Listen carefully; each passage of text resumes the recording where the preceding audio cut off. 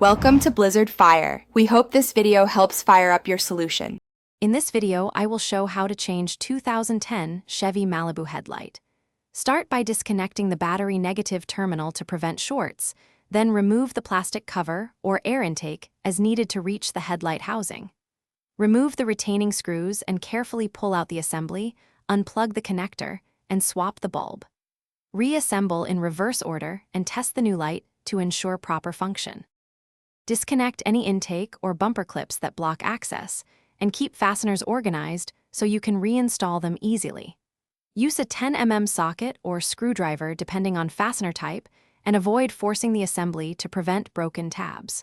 Work with a flashlight for visibility and take photos if you want a reference for reassembly. Keep the old bulb until the new one is tested successfully to verify fit and function. Handle the replacement bulb by its base and insert it straight into the socket to avoid misalignment.